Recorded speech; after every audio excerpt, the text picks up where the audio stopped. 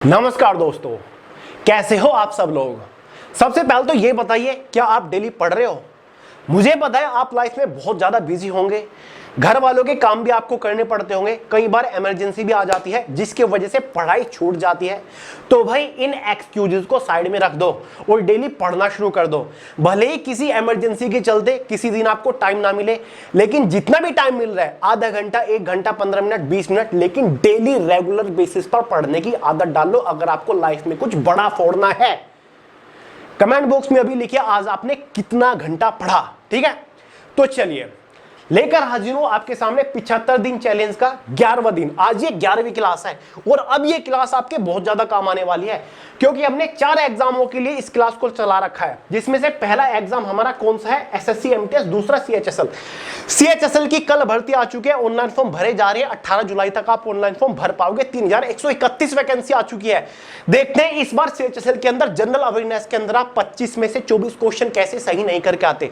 मेरी गारंटी है, बस लगातार इस क्लास के साथ जुड़े रहिए। 2 दिन बाद 26 तारीख को आपका एसएससी एमटीएस भी निकलेगा और अगले महीने दिल्ली पुलिस भी निकल जाएगा, उसके अगले महीने कांस्टेबल जीडी भी निकल जाएगा। तो तैयार हो जाइए, अब खुद को एक्टिवेट मोड पर डाल लीजिए, क्योंकि इस क्लास के अंदर हम जीके जीएस के most selected exam oriented questions को डिटेल के साथ डिस्कस कर रहे हैं, जो कि एसएससी के डिफरेंट एग्जाम्स में सबसे ज्यादा बार रिपीट हो चुके हैं।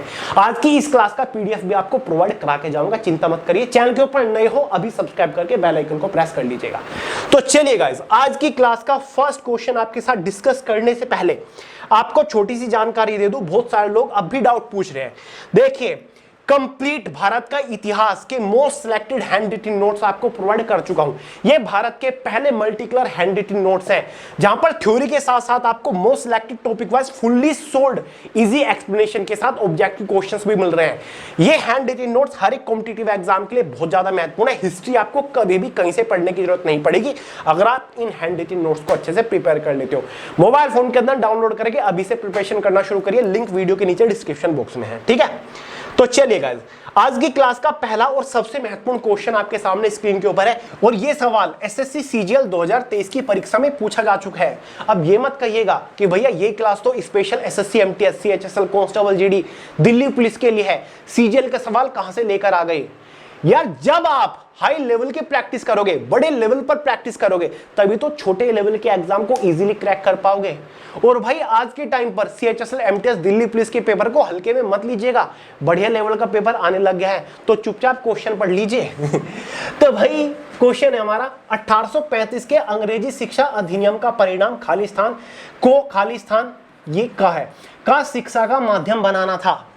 दोस्तों, 1835 में एक अंग्रेजी शिक्षा अधिनियम पारित किया गया था, भारत के अंदर लागू किया गया था। इसका मकसद क्या था, यह पूछा गया है। अंग्रेजी शिक्षा अधिनियम 1835 के तहत भारत के अंदर अंग्रेजी शिक्षा को बढ़ावा देना था। ठीक है, अंग्रेजी शिक्षा को बढ़ावा देना था, और भारत के अंदर जो हमारी प्राचीन शिक्षा थी उसको इस अधिनियम के तहत दबा दिया गया था। क्लियर है, तो ये तो हमारा फिल इन द ब्लैंक्स भर गया। 1835 के अंग्रेजी शिक्षा अधिनियम का परिणाम अंग्रेजी को, फिर खालिस्तान है, का शिक्षा का माध्यम बनाना था। अंग्रेजी को उच्चतर यानी कि उच्च शिक्षा का माध्यम बना था, अंग्रेजी को बढ़ावा दिया जाना था। उस टाइम पर भारत का गवर्नर जनरल कौन था 1835 में, Lord William Bentinck. Lord William Bentinck ने कहा, ठीक है, ब्रिटिश की संसद को, कि भारत में अंग्रेजी भाषा की बहुत ज्यादा जरूरत है, हम लोगों से कम्युनिकेट नहीं कर पा रहे हैं प्रॉपर, तो अंग्रेजी भाषा के ऊपर यहां पर फोकस किया जाना चाहिए।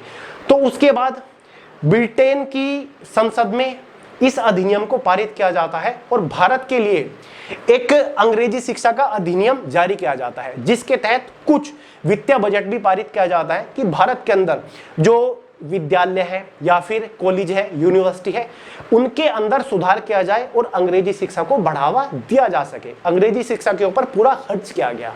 ये देखिए आप, 1835 का अंग्रेजी शिक्षा अधिनियम ब्रिटिश भारत में शिक्षा के क्षेत्र में एक महत्वपूर्ण बदलाव था, जिसने अंग्रेजी को उच्च शिक्षा का माध्यम बनाने और पश्चिमी साहित्य और विज्ञान को बढ़ावा देने पर जोर दिया। यानी कि जो वेस्टर्न लिटरेचर था और साइंस था उसको बढ़ावा देने पर जोर दिया था।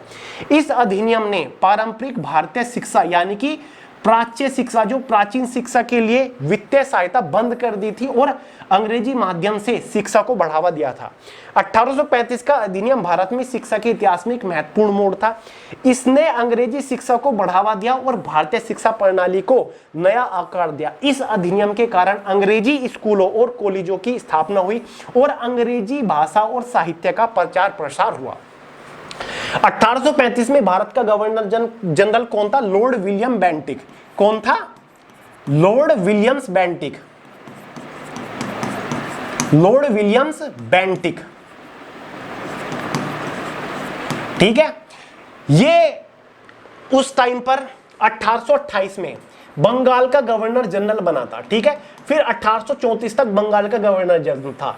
फिर बंगाल के गवर्नर जनरल को ही भारत का गवर्नर जनरल घोषित कर दिया गया। तो भाई 1834 से 1835 तक लॉर्ड विलियम बेंटिक भारत का पहला गवर्नर जनरल था, ठीक है। इसी के टाइम पर ही ये अधिनियम पारित हुआ था। और जो लॉर्ड मैकाले था, जो कि एक शिक्षा शास्त्री था, उसी के रूल रेगुलेशन के बेसिस पर उससे राय लेकर ही इस अधिनियम को जारी किया गया था। समझ गए दोस्तों? एग्जाम में यह भी पूछा जा सकता है कि उस टाइम पर भारत का गवर्नर जनरल कौन था जब अंग्रेजी शिक्षा अधिनियम भारत में आया था, ठीक है। अंग्रेजी शिक्षा को बढ़ावा देना और अंग्रेजी शिक्षा को एक उच्च स्तर प्रदान करना था इसका मकसद। अगला सवाल है, भारत में सामान्यतः जनसंख्या जनगणना कितने वर्षों के बाद की जाती है? भारत के अंदर जनगणना कितने वर्षों के बाद होती है? तो भाई भारत के अंदर जनगणना 10 वर्षों के बाद होती है, ठीक है। लास्ट जनगणना 2011 में हुई थी। अब आप कहोगे कि भैया 2021 में तो कोई जनगणना नहीं हुई, कोरोना की वजह से डिले हो गए, फिर आपके इलेक्शन आ गए, ठीक है, जिसकी वजह से नहीं हो पाई थी। अब जनगणना 2026 में होगी, 2021 वाले, ठीक है। सवाल यह भी पूछा जा सकता है कि पहली जनगणना अनऑफिशियल जनगणना कब हुई थी? 1872 में हुई थी। किसके टाइम पर? कौन था governor general? Lord Mayo governor general था। लेकिन पहली जो ऑफिशियल जनगणना भारत में हुई थी वो 1881 में हुई थी, लॉर्ड रिपन के टाइम पर। 1881 में गवर्नर जनरल कौन था? लॉर्ड रिपन था। 1880 में इसकी भारत की पहली ऑफिशियल जनगणना हुई थी, 1880 से 84 तक, लॉर्ड रिपन। पेपर में सबसे ज्यादा सवाल यही पूछा जाता है कि जब भारत में अनऑफिशियल जनगणना हुई थी 1872 में, गवर्नर जनरल कौन था? लॉर्ड मेयो था। पहली जनगणना लॉर्ड मेयो के टाइम पर हुई। पहली ऑफिशियल जनगणना 1881 में लॉर्ड रिपन के टाइम पर हुई। तो हर 10 वर्षों के अंतराल में भारत के अंदर जनगणना होती है। अगला सवाल, उस्ताद अलाउद्दीन खान। कौन? उस्ताद अलाउद्दीन खान एक प्रसिद्ध भारतीय संगीतकार, खालिस्तान संगीत वादक यंत्र से जुड़े थे। उस्ताद अलाउद्दीन खान कौन सा वाद्य यंत्र बजाते थे? उस्ताद अलाउद्दीन खान शारोद बजाते थे। जो हमारी वीणा होती है ना, या फिर जो आपका गिटार होता है, इसी प्रकार का एक इंस्ट्रूमेंट होता है शारोद। सारोज बजाते थे उस्ताद अलाउद्दीन खान। और एसएससी एमटेस्ट 2022 में यह सवाल पूछा जा चुका है। नेक्स्ट क्वेश्चन है, 2011 की जनगणना के अनुसार भारत का दूसरा सबसे बड़ा धार्मिक अल्पसंख्यक कौन सा है? भारत के अंदर कौन सा धर्म मेजोरिटी में है? हिंदू धर्म मेजोरिटी में है। भारत के अंदर माइनॉरिटी में कौन से है? ब्राह्मण है, साथ ही मुस्लिम धर्म है, ठीक है, पारसी है, बाकी जितने भी है वो माइनॉरिटी में आते हैं, ठीक है। तो ये पूछ रहा है कि दूसरा सबसे बड़ा माइनॉरिटी रिलीजन कौन सा है, अल्पसंख्यक धार्मिक कौन सा है दूसरा सबसे बड़ा? देखिए 2011 की जनगणना के अनुसार मेजोरिटी में तो हिंदू धर्म है जो कि 79.8% है भारत के अंदर। मुस्लिम धर्म क्या है? माइनॉरिटी अल्पसंख्यक है जो कि 14.2% है 2011 की जनगणना के अनुसार। तो ये तो पहला सबसे बड़ा माइनॉरिटी धर्म है। दूसरे नंबर पर आता है ईसाई धर्म जो कि 2011 की जनगणना के अनुसार 2.3% है भारत के अंदर। तो भाई सवाल में हमारा दूसरा ही तो पूछा, दूसरा सबसे बड़ा धार्मिक अल्पसंख्यक कौन है? तो भाई ईसाई धर्म है जो कि 2.3% है। तीसरा कौन सा है? सिख धर्म 1.7%। चौथा कौन सा है? बौद्ध धर्म 0.7%। पांचवा है जैन धर्म 0.4%। इसीलिए ईसाई धर्म मुस्लिम धर्म के बाद भारत में दूसरा सबसे बड़ा धार्मिक अल्पसंख्यक है। समझ गए? तो इस क्वेश्चन का सही आंसर है ईसाई धर्म।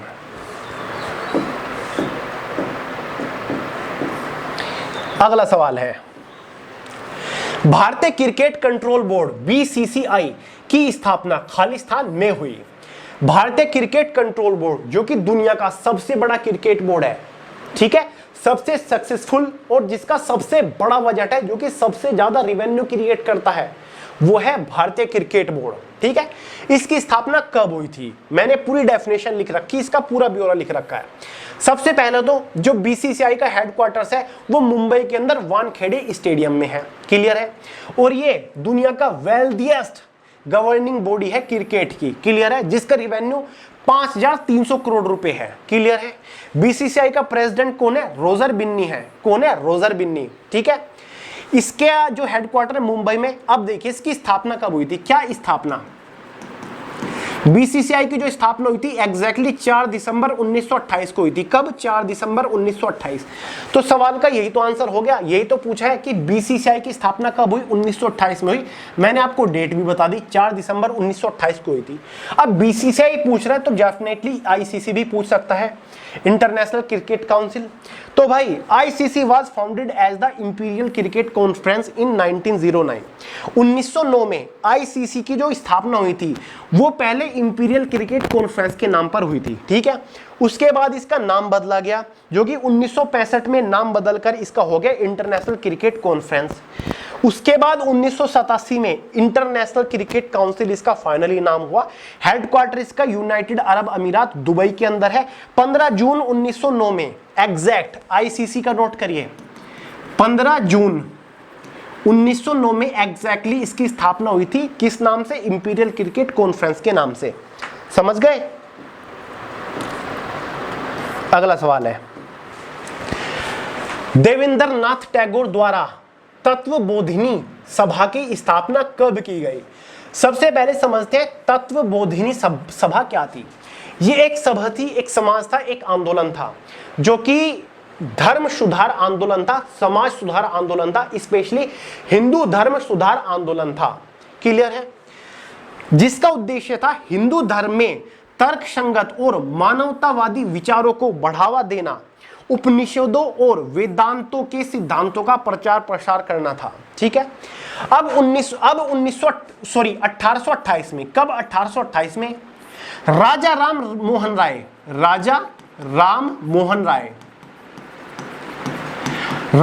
मोहन राय जी द्वारा ब्रह्म समाज की स्थापना करी गई थी, जो कि हिंदू धर्म को सुधारने के लिए यह भी एक आंदोलन था, जिसमें सती प्रथा वगैरह के लिए कदम उठाए गए थे, ठीक है। जो कि जादू टोना वगैरह में विश्वास नहीं करता था, मूर्तियों की पूजन कर्म कांड में विश्वास नहीं करता था, ठीक है। तो ब्रह्म समाज का भी मकसद क्या था, मानव मतलब हिंदू धर्म को सुधारना था। और ये जो था कौन सा, तत्वबोधिनी सभा, इसका भी मकसद एक ही था। इसलिए फाइनली 1859 में, कब, 1859 में ब्रह्म समाज में मिल गया तत्वबोधिनी समाज, ठीक है। तत्वबोधिनी समाज की जो संस्थापक थे देवेंद्रनाथ टैगोर थे। देवेंद्रनाथ टैगोर पता है कौन थे, रविन्द्रनाथ टैगोर जी के पिता थे, जो कि बहुत बड़े फिलोसफर, लिटरेचर थे, ठीक है। इन्होंने 1839 में तत्वबोधिनी समाज की स्थापना करी थी। कब, 1839 में। तो आपको अपने सवाल का आंसर मिल गया, ऑप्शन सी सही है। देवेंद्रनाथ टैगोर द्वारा तत्वबोधिनी सभा की स्थापना कब की गई, 1839 में की गई, जिसके बाद 1859 में ब्रह्म समाज में इसका विलय हो गया, क्योंकि देवेंद्रनाथ टैगोर ने 1842 में ब्रह्म समाज ही ज्वाइन कर लिया था, समझ गए। दिल्ली पुलिस कांस्टेबल 2023 में इस सवाल को पूछा जा चुका है। देवेंद्रनाथ टैगोर रविन्द्रनाथ टैगोर जी के पिता थे, जिनको 1913 में रविन्द्रनाथ टैगोर जी को लिटरेचर के क्षेत्र में नोबेल प्राइज से भी सम्मानित किया जा चुका है। ये सवाल वैल्यू देखिए सवाल की कितनी है, एसएससी सीजीएल 2023 के टियर फर्स्ट एग्जाम में पूछा जा चुका है। और क्वेश्चन बिल्कुल बच्चों वाला क्या है, भारत का कौन सा संविधान राष्ट्रपति द्वारा शपथ या प्रतिज्ञान की बात करता है। बल्कि ये पूछ रहा है कि भारत के संविधान का कौन सा अनुच्छेद, यहां पर अनुच्छेद और ऐड कर लो, भारत के संविधान का कौन सा अनुच्छेद राष्ट्रपति द्वारा शपथ या प्रतिज्ञान की बात करता है। यानी कि राष्ट्रपति, भारत का राष्ट्रपति अपना कार्यकाल शुरू करने से पहले शपथ ग्रहण करता है अपने पद की। तो शपथ ग्रहण करने का ये जो प्रावधान है भारत के संविधान के कौन से अनुच्छेद में आता है कि भाई राष्ट्रपति को कौन शपथ दिलाएगा, ठीक है, ये सारी चीजें कौन से संविधान के अनुच्छेद में आते हैं? अनुच्छेद 60। कौन से? अनुच्छेद 60। ऑप्शन डी आपका सही है, अनुच्छेद 60। अनुच्छेद 60 में ही भारत के राष्ट्रपति की शपथ ग्रहण से लेकर प्रावधान है। भारत के राष्ट्रपति को शपथ कौन दिलाता है? मुख्य न्यायाधीश दिलाता है, सुप्रीम कोर्ट का, यानी कि सर्वोच्च न्यायालय का मुख्य न्यायाधीश। लेकिन अगर किसी कारण की वजह से सर्वोच्च न्यायालय का मुख्य न्यायाधीश उपस्थित नहीं है, अवेलेबल नहीं है, तो सर्वोच्च न्यायालय का जो वरिष्ठ न्यायाधीश होता है वो शपथ दिलाता है राष्ट्रपति को। समझ गए? और यह अनुच्छेद 60 में आता है। अब अनुच्छेद 52 से लेकर अनुच्छेद 62 तक राष्ट्रपति से रिलेटेड ही है। अनुच्छेद 52 में कहा गया है कि भारत का एक राष्ट्रपति होगा। अनुच्छेद 53 में कहा गया है संघ की कार्यपालिक शक्ति राष्ट्रपति में निहित होंगी। अनुच्छेद 56 में कहा गया है राष्ट्रपति अपने पद ग्रहण करने की तिथि से 5 वर्ष की अवधि के लिए पद ग्रहण करेगा, मतलब कार्यकाल 5 वर्ष का होगा। और यहाँ पर एक अनुच्छेद 54 भी आता है। अनुच्छेद 54 किससे संबंधित है? राष्ट्रपति के चुनाव से। राष्ट्रपति के चुनाव से संबंधित है अनुच्छेद 54। अनुच्छेद 72 राष्ट्रपति को क्षमादान की शक्ति। और एक अनुच्छेद 61 भी होता है। अनुच्छेद 61 क्या कहलाता है? राष्ट्रपति के ऊपर महाभियोग चलाने की जो शक्ति होती है वो संसद के पास होती है, यानी कि राष्ट्रपति को उसके पद से हटाने की जो प्रक्रिया है वो अनुच्छेद 61 में है। अनुच्छेद 72 है राष्ट्रपति को समाधान की शक्ति है, यानी कि अगर कोई भी क्रिमिनल है, उसको कोई सजा सुनाई गई है, तो राष्ट्रपति के पास एक स्पेशल पावर होती है कि उसकी सजा कम कर सकता है। अनुच्छेद 111 में क्या कहा गया है? राष्ट्रपति की विधायी शक्तियां के बारे में जानकारी मिलती है। तो क्वेश्चन की वैल्यू मैंने इसलिए कहा था, एक तो सीजीएल 2023 के टियर फर्स्ट एग्जाम में पूछा जा चुका है और एक क्वेश्चन में से ही 10-12 क्वेश्चन निकल गए हैं, मैंने आपको यहीं कवर करा दिए हैं। ठीक है, अगला सवाल।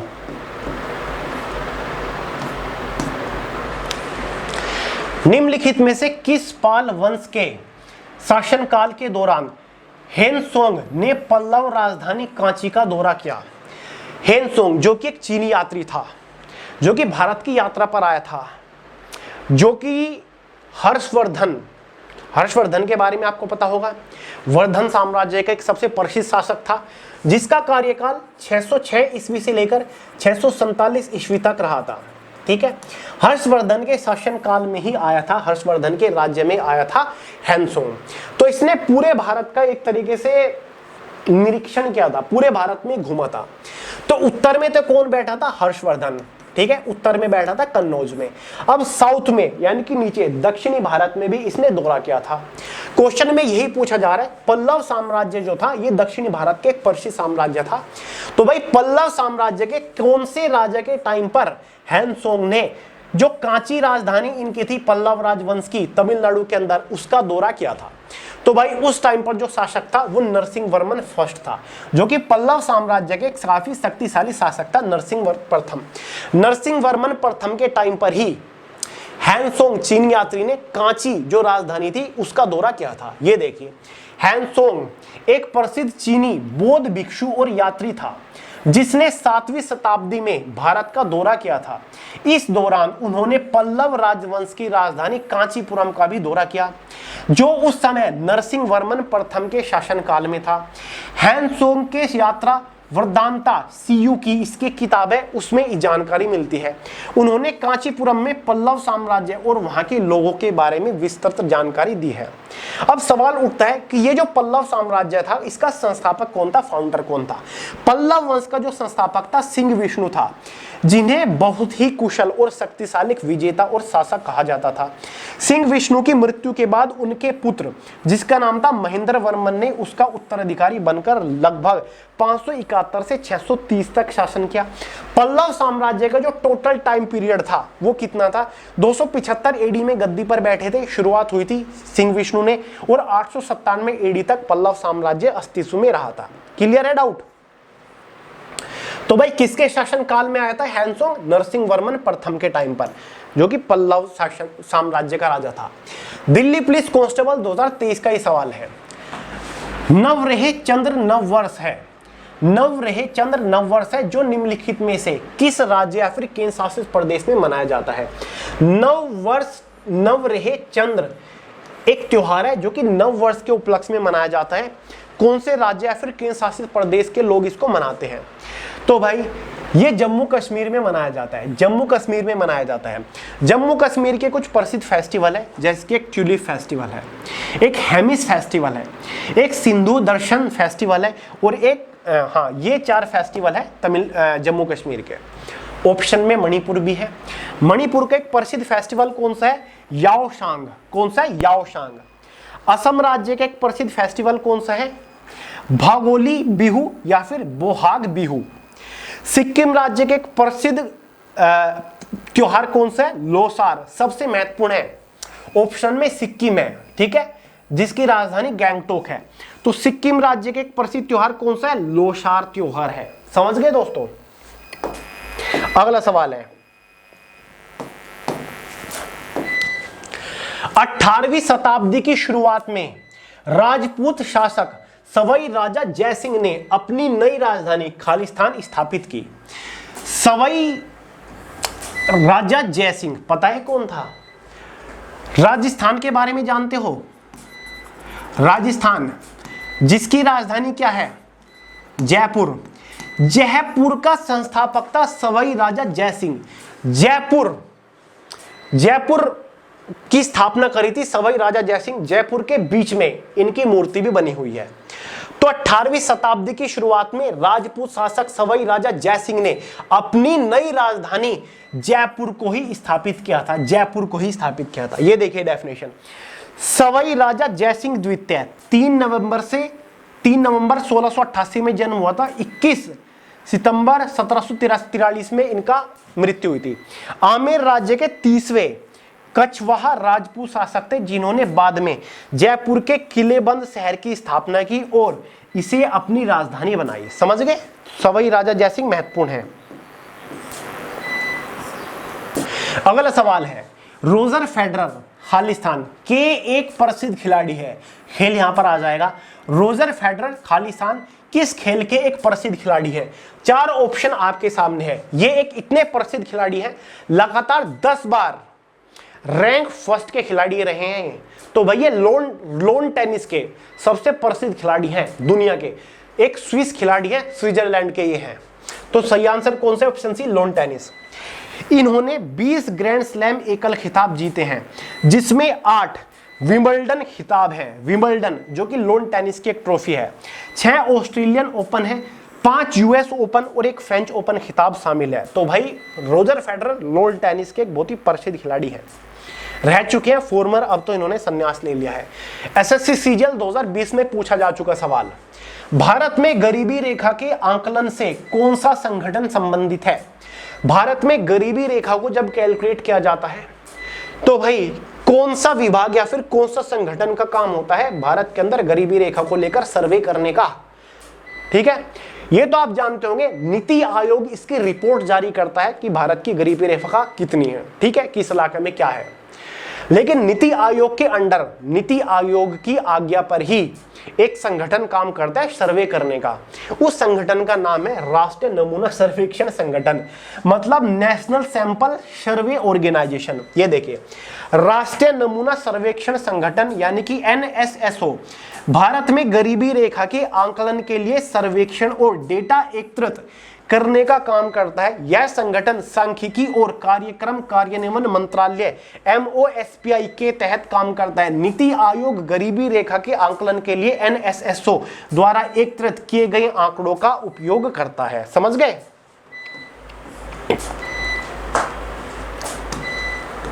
अगला सवाल है, गेहूं की खेती किस प्रकार की मिट्टी में सबसे अच्छी होती है? देखिए, गेहूं की खेती के लिए ऐसी मिट्टी चाहिए जिसमें थोड़ा रेत भी हो। रेतीली मिट्टी होती है, उसमें गेहूं की खेती बहुत ही बेहतरीन तरीके से होती है, तो उसको बोलते हैं दोमट मिट्टी। अच्छी जल निकासी वाली दोमट मिट्टी गेहूं की खेती के लिए सबसे अच्छी मिट्टी होती है, ठीक है, क्योंकि इसमें रेत भी मिक्स होता है। दोमट मतलब 2 टाइप की मिट्टी, एक तो सिंपल हमारी मिट्टी हो गई प्योर, उसमें थोड़ा रेत भी मिला होता है, ठीक है, इसीलिए अच्छी जल निकासी वाली दोमट मिट्टी होती है, यानी कि पानी यहां पर ठहरता नहीं। चावल की खेती जो होती है वहां पर पानी की जरूरत होती है ताकि पानी ठहरे, लेकिन गेहूं की खेती ऐसी होती है जिसमें पानी ना ठहरे, मतलब पानी की अच्छी निकासी हो, ठीक है, एब्जॉर्ब कर लेती हो पानी को। तो भाई जो दोमट मिट्टी होती है ना, वो गेहूं की खेती के लिए सबसे अच्छी मिट्टी होती है। अगला क्वेश्चन है रानी की वाव, बहुत ही प्रसिद्ध क्वेश्चन है, बहुत ही प्यारा क्वेश्चन है और इंपॉर्टेंट है। एसएससी सीएचएसएल 2024 में पूछा जा चुका है। रानी की वाव, रानी की बावड़ी किस नदी के तट पर स्थित है? इससे रिलेटेड मैं आपसे एक सवाल पूछूंगा, ठीक है, देखते हैं आप उसका जवाब दे पाओगे क्या। रानी की वाव, रानी की बावड़ी किस नदी के तट पर स्थित है? रानी की वाव जो स्थित है ना, गुजरात के अंदर स्थित है। कहां पर है? गुजरात के अंदर। रानी की वाव जो है ना, ये बनवाई गई थी, मतलब क्यों बनवाई गई थी? ताकि जो पानी है उसको एकत्रित किया जा सके, बारिश का जो पानी है उसको इकट्ठा किया जा सके, इसलिए बनवाई जाती थी ये बावड़ी पुराने शासकों के द्वारा। और ये एक यूनेस्को की विश्व धरोहर सूची में भी शामिल है रानी की वाव। तो किसने बनवाया था इसको सबसे पहले ये समझिए। रानी की वाव का निर्माण 11वीं सदी में राजा भीमदेव प्रथम की स्मृति में उनकी पत्नी रानी उदयमती द्वारा करवाया गया था। अब ये जो भीमदेव प्रथम था, ये एक चालुक्य शासक था। कौन सा? चालुक्य, बादामी के जो थे ना चालुक्य, उसका ये शासक था। इनकी पत्नी के द्वारा, रानी उदयमती द्वारा इसका निर्माण करवाया गया था। यह जटिल रूप से निर्मित बावड़ी भारतीय उपमहाद्वीप में पानी के स्रोत और भंडारण, देखिए पानी का स्रोत और पानी के भंडारण की एक विशेष प्रणाली का एक उत्कृष्ट उदाहरण है। समझ गए दोस्तों? कहां पर है ये? गुजरात में पाटन जो जगह पड़ती है ना, पाटन, उसमें ये स्थित है। और ये सरस्वती नदी के तट पर स्थित है, ठीक है, सरस्वती नदी के तट पर है। किसने बनवाया था? रानी उदयमती ने बनवाया था, जो कि राजा भीमदेव प्रथम की पत्नी थी। क्लियर है? इनकी याद में इन्होंने इस बावड़ी को बनवाया था, ठीक है। तो कहां पर है? कौन सी नदी के किनारे है? सरस्वती नदी के किनारे। और रानी की वाव जो है ना, ये बताइए कौन से नोट के पीछे ये एक चित्र बना हुआ है? जाहिर सी बात है 2018 में जो नया 100 का नोट जारी किया गया था ना, उसके पीछे रानी की वाव का ही तो चित्र है, चाहे उठा के देख लीजिए, ठीक है। रानी की वाव है या फिर रानी की बावड़ी है। कहां पर है? गुजरात के पाटन शहर में, सरस्वती नदी के किनारे। महत्वपूर्ण है, जल संग्रहण के लिए, जल के भंडारण के लिए इस टाइप की बावड़ी बनाई जाती थी, ठीक है। समझ गए दोस्तों? और चालुक्य साम्राज्य का संस्थापक कौन था? पुलकेशिन प्रथम। पुलकेशिन प्रथम फाउंडर था। कौन था? फाउंडर था चालुक्य साम्राज्य का।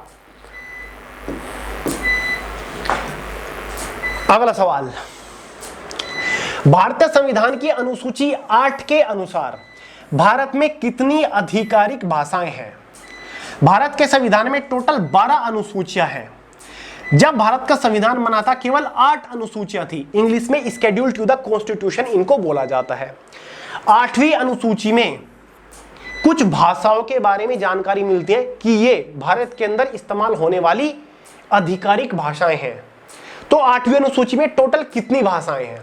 तो 8वीं अनुसूची में टोटल 22 भाषाओं का जिक्र किया गया है। कौन कौन सी भाषाओं का जिक्र किया गया है?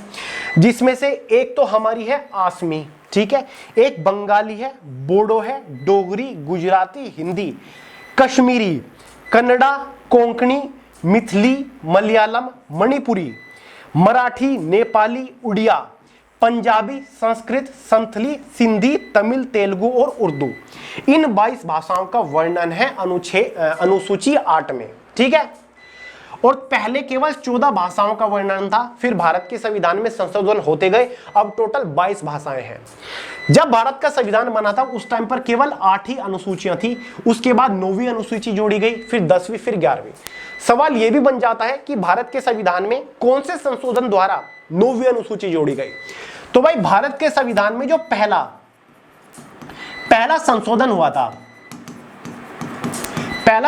हुआ था, उसके द्वारा 9वीं अनुसूची जोड़ी गई थी 1951 में, जिसमें कुछ ऐसे कानून हैं जिनको सर्वोच्च न्यायालय के अंदर चैलेंज नहीं किया जा सकता, ठीक है। जमींदारी से रिलेटेड कुछ स्पेशल कानून है। अगला सवाल, 1905 में बंगाल के विभाजन के बाद अंग्रेजों द्वारा दिया गया आधिकारिक कारण क्या था? 1905 में लॉर्ड कर्जन ने बंगाल विभाजन कर दिया था, पार्टीशन ऑफ बंगाल हो गया था, जो कि इफेक्ट हुआ था 16 अक्टूबर 1905 को। समझ गए दोस्तों? जो कि हालांकि रद्द भी हो गया था 1911 में। ठीक है, जॉर्ज पंचम ने करा था जब दिल्ली को राजधानी बनाया था। समझ गए? तो सवाल पूछा जा रहा है कि क्या कहकर, क्या रीजन दिया था भारतीयों को या फिर ब्रिटिश सरकार को, अंग्रेजों ने, कि हमने क्यों करा है बंगाल का विभाजन? बंगाल को दो पार्ट में डिवाइड कर दिया गया था, एक ईस्ट और एक वेस्ट। ईस्ट में कौन थे? ईस्ट में मुस्लिम मेजोरिटी जो एरिया था, ठीक है, जिसमें मुस्लिम लोग ज्यादा थे, जिसमें असम वाला एरिया था और ईस्ट एरिया था, वो एक तरफ कर दिया। बाकी बचे हुए में हिंदू मेजोरिटी थे, यानी कि हिंदू और मुस्लिम में इन्होंने पार्ट कर दिया था, डिवाइड कर दिया था बंगाल को। तो क्वेश्चन में पूछा जा रहा है कि उन्होंने क्या कारण बताया था बंगाल विभाजन का? उन्होंने कारण बताया था प्रशासनिक सुविधाएं, यानी कि वो कह रहे थे कि भाई बंगाल काफी बड़ा है, इस वजह से यहां पर प्रशासनिक सुधार अच्छे नहीं है, प्रशासनिक के जो लाभ है, प्रशासन के जो लाभ है वो नहीं मिल रहे हैं, हम अच्छे से सर्विस प्रोवाइड नहीं कर पा रहे हैं। ठीक है, क्योंकि एरिया ज्यादा बड़ा है, जबकि रियल कारण ये नहीं था, रियल कारण था इनका डिवाइड एंड रूल। इन्होंने सोचा कि भाई क्रांतिकारी भावनाएं उठ रही हैं, आजादी के लिए बिलबिला रहे हैं भारत के लोग, और एक के बाद एक आंदोलन उठ रहे हैं अंग्रेजी सरकार के खिलाफ, तो क्यों ना हम हिंदू मुस्लिम में इनको डिवाइड कर दे और ये आपस में लड़ते रहेंगे। तो डिवाइड एंड रूल था इनका, डिवाइड और रूल और राज करो। ठीक है, फूट डालो और राज करो, इनका ये असली मकसद था। लेकिन ये कहते हैं कि प्रशासनिक सुविधाओं के लिए हमने बंगाल विभाजन किया था। अगला सवाल है, निम्नलिखित में से कौन राष्ट्रपति के चुनाव में भाग नहीं लेगा? राष्ट्रपति के चुनाव के बारे में जो प्रावधान मिलता है अनुच्छेद 51 में मिलता है। ठीक है, राष्ट्रपति के चुनाव में कौन कौन शामिल होता है, निर्वाचन मंडल में कौन कौन शामिल होता है? एक तो राज्यसभा लोकसभा के निर्वाचित सदस्य, दूसरा राज्य के विधानसभाओं के निर्वाचित सदस्य, ये होते हैं निर्वाचन मंडल में शामिल राष्ट्रपति के। ठीक है, निर्वाचित राज्यसभा के सदस्य शामिल होते हैं। ठीक है, राज्य विधानसभाओं के निर्वाचित सदस्य शामिल होते हैं, निर्वाचित लोकसभा के सदस्य शामिल होते हैं, राज्य विधान परिषद के निर्वाचित सदस्य, यानी कि जो स्टेट लेजिस्लेटिव काउंसिल होती है इसके निर्वाचित सदस्य शामिल नहीं होते। बाकी इन तीनों के निर्वाचित यानी कि इलेक्टेड जो मेंबर होते हैं वो शामिल होते हैं। समझ गए? अगला सवाल है, विद्युत परिपथ को तोड़ने या उसे पूरा करने के लिए किस उपकरण का उपयोग किया जाता है? यानी कि मान के चलिए एक वायर है हमारा, ठीक है, इसमें आपकी इलेक्ट्रिसिटी बह रही है। ठीक है, तो उसको ब्रेक करने के लिए, इलेक्ट्रिसिटी को ब्रेक करने के लिए, यानी कि हम यहाँ पर ऐसा क्या लगाएं ताकि इलेक्ट्रिसिटी जो बिजली है, करंट है, वो यहीं पर रुक जाए, आगे ना जाए। तो यहां पर हम स्विच लगाएंगे। ठीक है, जो सिंपल स्विच होता है, स्विच को हम ऑफ करेंगे तो यहां पर बिजली का कनेक्शन जो है कट जाएगा, आगे बिजली नहीं जाएगी। ठीक है, मान के चले यहां पर एक बल्ब लगा हुआ है, ऑन करेंगे उसको, बिजली का करंट बहना लगेगा।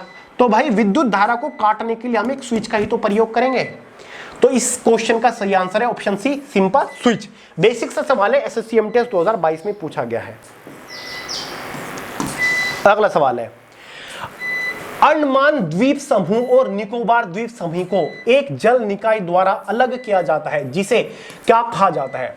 अंडमान निकोबार वैसे तो बोला एक जगह जाता है, ये एक जो द्वीप समूह है इनको अलग करने के लिए बीच में एक जल निकाय है, मतलब पानी बहता है। ठीक है, उसको क्या कहा जाता है? उसको 10 डिग्री चैनल कहा जाता है, 10 डिग्री चैनल कहा जाता है।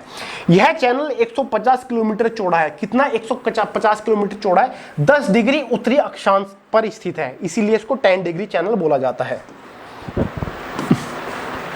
अगला सवाल है, 2011 की जनगणना के अनुसार निम्नलिखित में से किस राज्य में लिंग अनुपात सबसे कम है? आखिरी जनगणना तो 2011 में हुई थी, तो भाई 2011 जनगणना के अनुसार कौन से राज्य के अंदर लिंग अनुपात सबसे कम है, न्यूनतम है? तो भाई उस राज्य का नाम मैं आपको बताऊंगा। ठीक है, सबसे पहले हाईएस्ट के बारे में बात करेंगे। Highest sex ratio, highest sex ratio कौन से राज्य के अंदर है?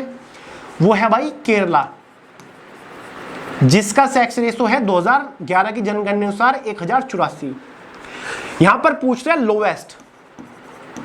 लोवेस्ट सेक्स रेशो, जो कि है दोस्तों हरियाणा, जिसका सेक्स रेशो है केवल 879। कितना? 879। लेकिन अगर यूनियन टेरिटरी पूछ ले, यूनियन टेरिटरी अगर पूछ ले, लोवेस्ट के बारे में अगर हम बात करें, ठीक है, लोवेस्ट कौन से यूनियन टेरिटरी का है, तो भाई दमन और द्वीप का है। दमन और दीव का है। क्या है? 618। हाईएस्ट यूनियन टेरिटरी की अगर हम बात करें, केंद्र शासित प्रदेश, कौन सा केंद्र शासित प्रदेश है जिसका सेक्स रेशो सबसे ज्यादा है, तो वह पुदुचेरी का है, 1037 है। पुदुचेरी कितना है? 1037। मतलब 1000 पुरुषों पर महिलाओं की कितनी संख्या है उस स्टेट के अंदर, रेशो पूछा जाता है, ठीक है, 1000 में से। ठीक है, तो ये मैंने आपको स्टेट का बता दिया, यूनियन टेरिटरी का बता दिया। एग्जाम में कुछ भी पूछा जा सकता है। क्वेश्चन एक था, लेकिन एक क्वेश्चन से आपके 3 और क्वेश्चन एक्स्ट्रा निकल के आ गए। समझ गए दोस्तों? तो ये महत्वपूर्ण है। इस सवाल का सही आंसर तो हरियाणा है, क्योंकि हरियाणा का सेक्स रेशो केवल और केवल 2011 की जनगणना के अनुसार 1089 है। अगर इंडिया का सेक्स रेशो पूछ ले तो भाई इंडिया का 943 है 2011 की जनगणना के अनुसार। ठीक है, मतलब पूरे भारत में 943 महिलाएं आती हैं 1000 पुरुषों पर। समझ गए? ऐसा दिल्ली पुलिस कांस्टेबल 2023 के पेपर में ये सवाल पूछा जा चुका है। ठीक है दोस्तों, तो चलिए दोस्तों, उम्मीद करता हूं ये आज की क्लास का आखिरी क्वेश्चन था, इसके बाद कुछ भी नहीं है। जी हाँ दोस्तों, ठीक है, ये था आज की क्लास का आखिरी क्वेश्चन। इस क्लास का पीडीएफ आपको Way to Success Telegram channel के अंदर मिल जाएगा, जिसका लिंक वीडियो के नीचे डिस्क्रिप्शन बॉक्स में है। और डेली रात 9 बजे ये क्लास होती है, इसको फॉलो करते रहिए। और ये जो हैंड रिटन नोट्स है इनको अभी डाउनलोड कर लीजिएगा, लिंक डिस्क्रिप्शन बॉक्स में है। जल्दी ही ज्योग्राफी के नोट्स भी आपको मल्टी कलर फॉर्मेट में ही मिल जाएंगे। तो चलिए गाइस, आज के इस लेक्चर में इतना ही था। पसंद आया हो लाइक करिएगा, दोस्तों के साथ शेयर करिएगा, चैनल को सब्सक्राइब करना मत भूलिएगा। मिलते हैं अगली वीडियो में बहुत ही जल्द, तब तक के लिए जय हिंद।